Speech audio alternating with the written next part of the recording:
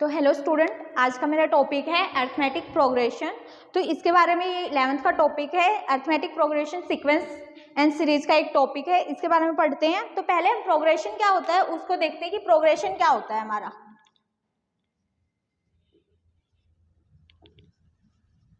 Progression it is a sequence in which every term in a definite patterns. ये progression भी क्या होती है, कोई भी सीक्वेंस जिसमें एक डेफिनेट पैटर्न को फॉलो करे वो सीक्वेंस, इसको प्रोग्रेशन कहते हैं। लेट्स सपोज जैसे मैंने कोई भी प्राइम नंबर्स लिखे, प्राइम नंबर की सीक्वेंस क्या, फर्स्ट प्राइम नंबर हमारा क्या होता है 2, सेकंड प्राइम नंबर 3, थर्ड 5, 7। तो ये एक डेफिनेट पैटर्न में है, हम नेक्स्ट टर्म को फाइंड आउट कर पा रहे हैं with the help of previous term. या एक और देखते हैं, मैंने लिखा है जैसे squaring of the natural number 1, 4, 9, 16। Next term क्या आएगी 25। कैसे पता चला कि ये हम स्क्वेयर कर रहे हैं हमारे नेचुरल नंबर का। यहाँ पे स्क्वेयर किया हमने 1 का, यहाँ पे 2 का, यहाँ पे 3 का, यहाँ पे 4 का, यहाँ पे 5 का। तो ये सीक्वेंस हमारी होती है प्रोग्रेशन, जिनमें जो हमारी टर्म्स हैं वो एक डेफिनेट पैटर्न को फॉलो करें। तो अब आती है हमारी एक स्पेशल टाइप और प्रोग्रेशन, अरिथमेटिक प्रोग्रेशन। वो क्या होती है, तो हम अरिथमेटिक प्रोग्रेशन पढ़ने से पहले उसकी डेफिनेशन लिख लेते हैं, फिर हम उसको समझेंगे कि हमारी अरिथमेटिक प्रोग्रेशन होती क्या है एक्चुअली। अरिथमेटिक प्रोग्रेशन, इसको नॉर्मली हम एपी के नाम से जानते हैं। तो इसकी फर्स्ट डेफिनेशन क्या होगी,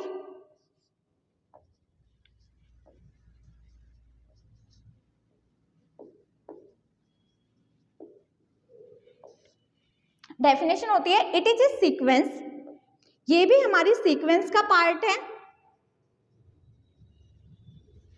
इन विच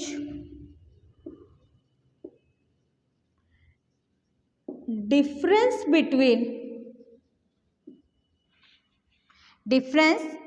between any term and preceding term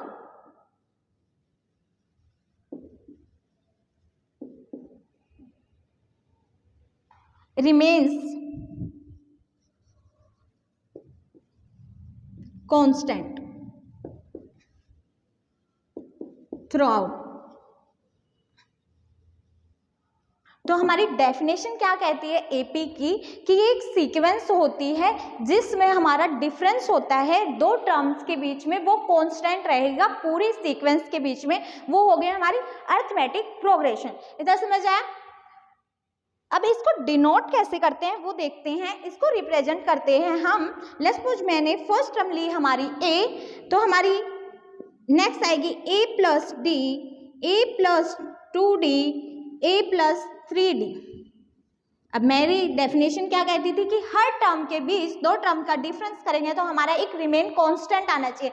यहाँ पे देखो सेकंड में से ये सब्ट्रैक्ट किया, क्या आया हमारा d, एक थर्ड में से ये सब्ट्रैक्ट किया, क्या आया d।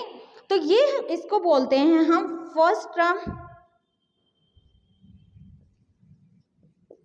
टर्म ऑफ एपी, और जो हमारा डी होता है वो होता है हमारा कॉमन डिफरेंस।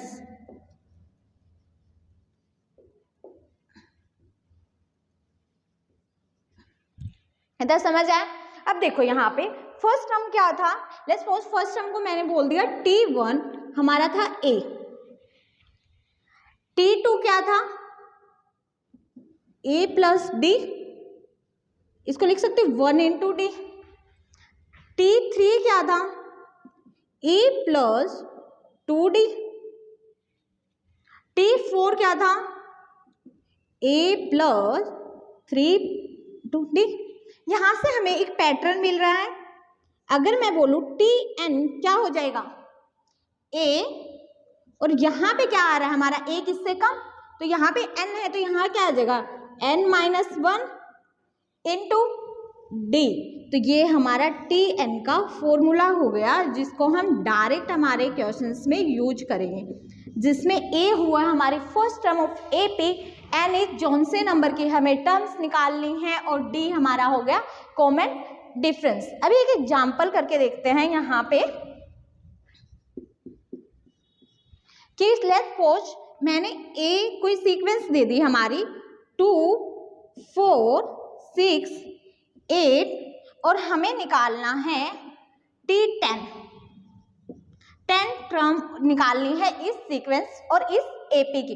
फर्स्ट हमने देखा कि ये सीक्वेंस क्या है हमारी एपी में है, क्योंकि इनका डिफरेंस क्या है 2, तो यहाँ पे ए क्या है हमारा 2, डी 4 - 2 2 और n क्या है हमारा 10। अगर हम हमारा T10 निकालना है तो हम अपना फॉर्मूला यूज करें तो क्या होगा a + 10 - 1 इंटू डी। यहाँ पे पुट करो अब a क्या हमारा 2, 10 - 1 9 इंटू डी क्या है हमारा 2, तो 2 + 18 = 20। तो हमारी इस एपी की 10 टर्म आ गई 20। यहां तक समझ आया? अब करते हैं हम सम कैसे निकालेंगे।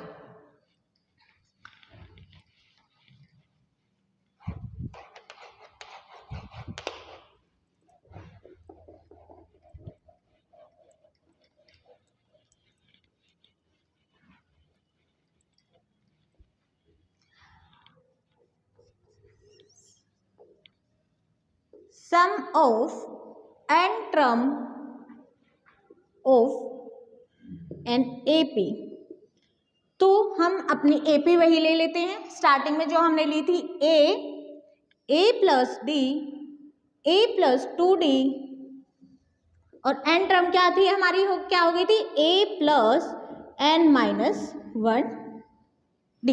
अब इन n टर्म का हमें सम निकालना है। लेट्स सपोज उस सम को मैंने Sn से डिनोट कर दिया कि मेरा Sn है इन टर्म का सम। तो यहाँ पे क्या डिनोट किया मैंने, यहाँ पे क्या आ जाएगा a + d + a + 2d। In term का क्या करना है मुझे सम, तो लास्ट a + n - d। इतना समझ आया? बोलो तक। अब इसी को मैं रिवर्स करके लिख देती हूँ, वो भी आसान हो जाएगा हमारा। तो इसको हमें पता है सब हमारा क्या होता है कम्यूटेटिव, चाहे उसको आगे से 2 टर्म का सम करो चाहे पीछे से सम करो इक्वल होता है। तो इसको ये भी क्या हो जाएगा हमारा Sn। अगर मैं इनको ऐसे लिखूँ a + n - d + a + n - 2d up to last term क्या हो जाएगी हमारी a। अब इन दोनों इक्वेशन को लेट्स सपोज इसको मैंने नाम दिया 1, इसको दिया 2। अब दोनों का एडिशन कर देते हैं हम दोनों इक्वेशंस का, तो हमारा क्या आ जाएगा 2Sn। यहाँ पे देखिए आप, अगर मैं इनको टर्म बाय टर्म ऐड करती हूँ, इस a को ऐड किया मैंने इसके साथ, तो क्या है हमारा 2a + n - 1d। यहाँ पे अब सेकेंड टर्म को मैंने लास्ट सेकेंड टर्म से ऐड किया, तो ये भी क्या बन जाएगा a 2a + n - 2d + d। ये भी क्या बन गया n - 1d। और सिमिलर ऐसे ही होता हमारा, अगर लास्ट तक पहुंचेंगे हम तो वो भी क्या बन जाएगा 2a + n - 1। बोलो इतना समझ आया? अब क्या करेंगे, ये देखो ये कितने टर्म हो जाएंगे हमारी, ये क्या होगी हमारी n टर्म जो सिमिलर है, तो इसको डायरेक्ट लिख सकते हैं n × 2a + n - 1d। और यहाँ पे क्या था हमारा 2Sn, तो यहाँ से हमने Sn निकाला तो क्या आ गया हमारा n/2 2a + n - 1d। और ये आ गया हमारा n टर्म का सम AP का। ना समझ आया? अब सेकंड हम देखते हैं, लेट्स सपोज हमारा ये Sn आ गया है, क्या है हमारा Sn n/2 2a + n - 1 × d। अब मैंने इस Sn को रीअरेंज लिख के ट्राई किया, कुछ n/2 एज इट इज रखा, 2a को स्प्लिट कर दिया, ऐसे लिख सकते हैं a प्लस an-1 d। इससे किसी को प्रॉब्लम नहीं। अब इस टर्म को मैंने l नाम दे दिया, 2a प्लस l। तो ये भी हमारा एक दूसरा फॉर्मूला बन गया हमारा Sn का, जिसमें l क्या है, हमारी लास्ट टर्म ऑफ AP, जो इक्वल है हमारी a plus n-1 to d के। यहां तक किसी को कोई प्रॉब्लम? यहाँ हम सम पढ़ चुके हैं। अभी तक हमने AP का क्या पढ़ा, कोई AP थी, उसमें क्या था हमारा कि उसके सारी टर्म्स के बीच में एक कांस्टेंट डिफरेंस होता है सारी टर्म्स के बीच। उसके बाद हमने उसकी nth टर्म देखी जो क्या थी हमारी a प्लस n-1 d। उसके बाद हमने सम के दो फॉर्मूले निकाले, एक जनरल फॉर्मूला और एक उसी को मॉडिफाई करके हमने फर्स्ट एंड लास्ट टर्म की हेल्प से सम निकालने का फॉर्मूला। लाइक इसको यूज कैसे करेंगे, एक एग्जाम्पल ले लेते हैं। मेरे कोई सीक्वेंस है, लेट्स सपोज उसकी फर्स्ट टर्म है हमारी 3 एंड लास्ट टर्म है उसकी 10 और हमें S10 निकालना है। अब S10, अब एक बात बताओ, अगर मैं इसमें जनरल फॉर्मूला लगाती हूँ हमारा n/2 2a plus n-1 d, तो हमें d की रिक्वायरमेंट पड़ेगी, बट इनकी हेल्प से हम d निकालने में थोड़ा प्रॉब्लम होगी। कैसे, ये लास्ट टर्म हमें नहीं पता कौन सी लास्ट टर्म है, कितने अनंत है, तो हम डायरेक्ट अपना कौन सा फॉर्मूला यूज करेंगे, सेकंड वाला फॉर्मूला क्या कहता है हमारा n/2 plus a plus last term. तो यहां से हमारा S10 इजिली निकल जाएगा। इतना समझ आया?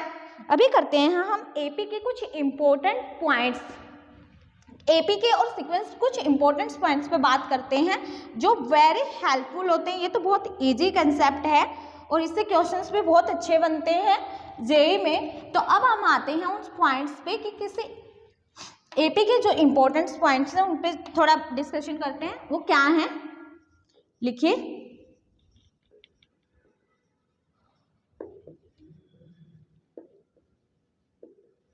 इंपॉर्टेंट पॉइंट्स, फर्स्ट क्या होगा हमारा, फॉर एनी सीक्वेंस, किसी भी सीक्वेंस के लिए Tn क्या है हमारा, nth टर्म, उसको कैसे रिप्रेजेंट कर सकते हैं, Sn माइनस Sn-1।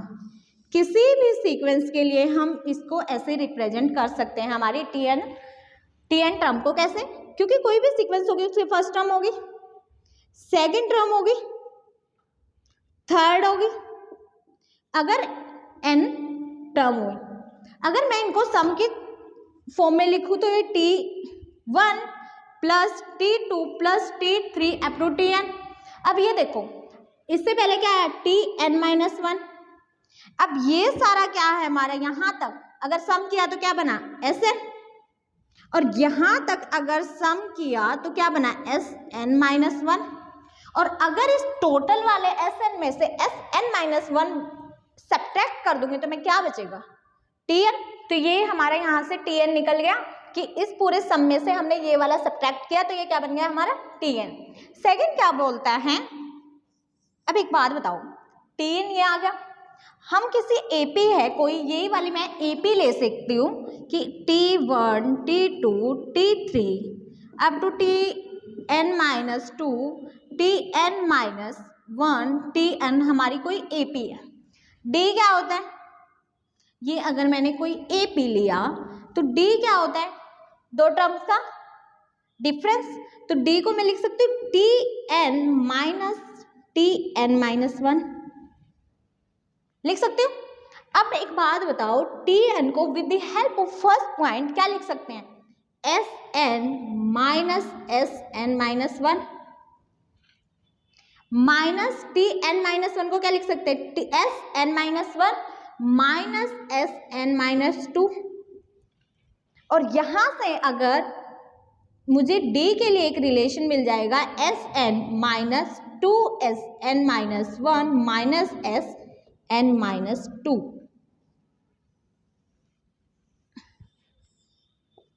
और ये बहुत बहुत इम्पोर्टेंट है हमारे जेई के पर्पज से कि डायरेक्ट हम सम से डी कैसे निकालें। अगर हमें टर्म्स का n टर्म का सम गिवन है, n-1 टर्म का सम गिवन है, n-2 टर्म का सम गिवन है, तो हम d उसमें कैसे निकालें। ये 2 पॉइंट क्लियर हुए। अभी हम नेक्स्ट चलते हैं हमारे थर्ड पॉइंट पे कि अगर हमें एपी में थर्ड टर्म को कंसीडर करना हो तो हम कैसे करेंगे, फोर्थ टर्म को कंसीडर करना हो तो हम कैसे करेंगे, फिफ्थ टर्म को कंसीडर करना हो तो हम क्या करेंगे। तो अगर हम किसी एपी के लिए 3 टर्म को कंसीडर करना पड़े, हमें 3 टर्म्स फॉर एपी, तो कैसे करेंगे उसको, a minus D, a plus D. Similarly अगर 4 टर्म को कंसीडर करना पड़े हमें तो हम उसको कैसे कंसीडर करेंगे, a minus 3d, a minus D, a plus D, a plus 3d। और सिमिलर अगर फिर 5 टर्म्स को हमें कंसीडर करना पड़े तो हम किसी एपी के लिए कैसे कंसीडर करेंगे, a minus 2d, a minus D, a plus D and a plus 2d। यहाँ तक समझ आया। अभी फोर्थ पॉइंट हमारा क्या आता है, अगर हमारे ए बी सी एपी के अंदर हैं, आर इन एपी, तो हमारा एक वेरी इंपॉर्टेंट फॉर्मूला हम यूज करते हैं 2b = a प्लस सी, जो आप पहले भी बहुत बार पढ़ चुके हो, अब भी बहुत इंपॉर्टेंट है, 9th-10th से आता चला आ रहा है, पर बहुत इंपॉर्टेंट है कि जो हमारी मिडल टर्म होती है वो ट्वाइस होती है फर्स्ट एंड थर्ड टर्म के सम की। इतना समझ आया। अभी 5th पॉइंट हम लेके चल आता है हमारा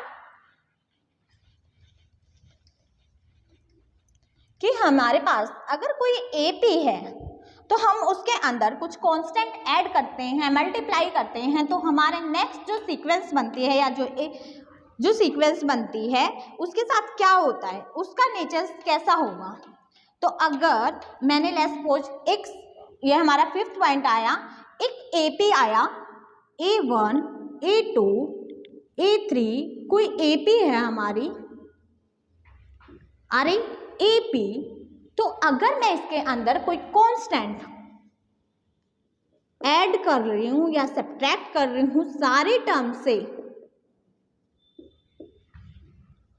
A3 प्लस माइनस के और AN प्लस माइनस के, तो जो हमारी नेक्स्ट सीक्वेंस फॉर्म होगी वो भी हमारी क्या होगी, एक एपी होगी। समझ आए। सिमिलर अगर मैं किसी कांस्टेंट से इसको मल्टीप्लाई कर रही हूं, KA2, KA1, KA2, KA3, तो किसी कांस्टेंट से अगर मल्टीप्लाई कर रही हूं मैं किसी एपी को, तो ये वाली भी हमारी नई सीक्वेंस जो बनेगी वो भी हमारी एक एपी होगी। बट यहाँ से एक नोट करना, अगर मैंने इसी सीक्वेंस को स्क्वायर कर दिया, A1 square, A2 square, A3 square, तो ये एपी होगी?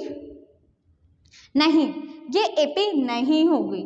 मैंने क्या बोला कि अगर हम किसी एपी के अंदर कांस्टेंट टर्म को ऐड या सब्ट्रैक्ट कर रही हैं तो वो नई सीक्वेंस जो हमारी फॉर्म होगी वो एक एपी होगी। अगर हम किसी एपी में कुछ कांस्टेंट टर्म को मल्टीप्लाई कर रहे हैं तो वो एक एपी बनेगी। बट अगर उसका स्क्वायर कर रहे हैं, कुछ और कर रहे हैं, इसके अलावा मल्टीप्लाई कर रहे हैं सीक्वेंस के टर्म्स को, तो उसके बारे में अभी हम कुछ भी नहीं कह सकते कि वो एपी होगी या उसका नेचर क्या बनेगा। यहाँ तक समझ आया। अभी आता है हमारा एक बहुत इम्पोर्टेंट पॉइंट्स जिस पे डायरेक्ट क्वेश्चन बनते हैं और एक क्वेश्चंस भी करेंगे उसके बेस पे, जो तो आपको याद रखना ही रखना है किसी भी हाल में। 6 पॉइंट्स क्या है हमारा कि जो हमारी एपी की टीएन टर्म होती है, nth टर्म जो हमारी एपी की होती है वो एक लीनियर फंक्शन होती है। और लीनियर फंक्शन किसका, लीनियर फंक्शन ऑफ एन। मैं समझाती हूँ इसको कैसे। हमने टी एन क्या निकाला था हमारा, a plus n minus one d. अगर इसको ऐसे लिखो a plus n d minus d, और अगर इसको रीअरेंज किया तो डी बाहर आया, n plus a minus d T n. तो हमारी टी एन क्या आ गई, एक लीनियर फंक्शन आ गई, किसमें, एन के अंदर एक linear function.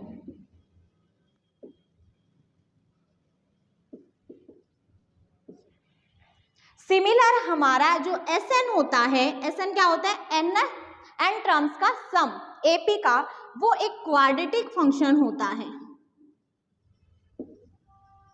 Quadratic function in an but with constant term 0।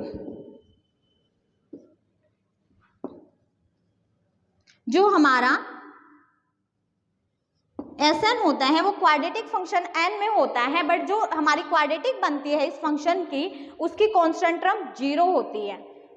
अब इसको देखते हैं, एस एन हमने क्या निकाला था हमारा, n by two a plus n minus one into d. अगर इसको सॉल्व करें तो क्या निकल के आ रहा है हमारे पास, n by two a plus n d minus d. यहां से क्या आया, d by two n square plus a minus d by two into n. यहाँ पे देखो एन स्क्वेयर की टर्म आई, एन की टर्म आई, बट कांस्टेंट टर्म क्या आया हमारा, 0। तो ये वाला वेरीफाई हो गया, और यहां से हम ये हमारा हो गया एस एन। तो जो हमारा एस एन होता है वो क्वाड्रेटिक फंक्शन होता है एन में, जिसमें कांस्टेंट टर्म नहीं होती। यहाँ से हमारे दो फॉर्मूले और डेवलप हो जाते हैं। देखो एन स्क्वायर का कोफिशिएंट क्या आ रहा है, डी बाई टू, तो coefficient of n square d by two and coefficient of N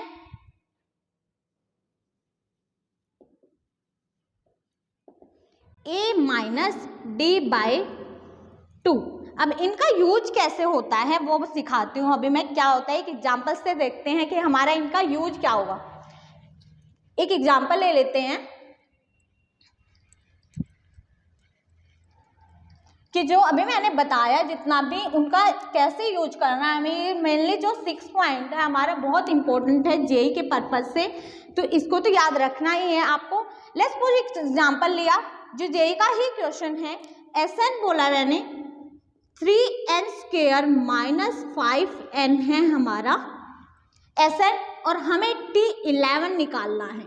T11 मतलब 11 ट्रफ इस एपी की, कोई एपी है उसका एस एन की फंक्शन दिया है क्वाड्रेटिक फंक्शन, और हमें डायरेक्ट बोला हुआ है कि T11 निकालना है।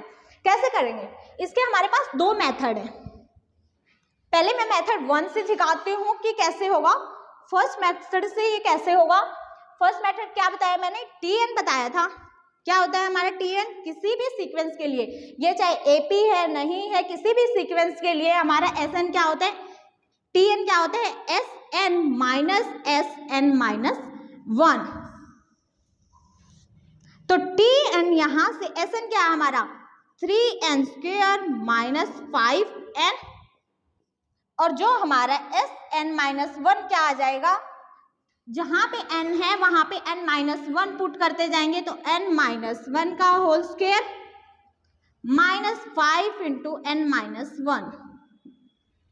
अब इसको सॉल्व करके हमारे पास आया 3n square minus 5n minus 3n square plus 1 minus 2n minus 5n plus 5। आगे सॉल्व किया 3n square minus 5n minus 3n square minus 3 plus 6n minus 5n minus 5। 3n square से 3n कैंसिल आउट, 5n से 5n cancel out and यहाँ से आया 6n minus 8, हमारी tn क्या निकल गई 6n माइनस 8। इधर समझ आया। अब हमें tn में निकालना क्या था, हमें t11, तो अब क्या करेंगे, अगर हमें tn मिल गई है तो t11 कैसे निकालेंगे, जहाँ पे n है हमारा वहाँ पे 11 पुट करेंगे और हमारी टर्म क्या आई 66 माइनस 8 दैट्स मीन 58। ये तो हो गया हमारा जर्नल मेथड कि हमने कैसे।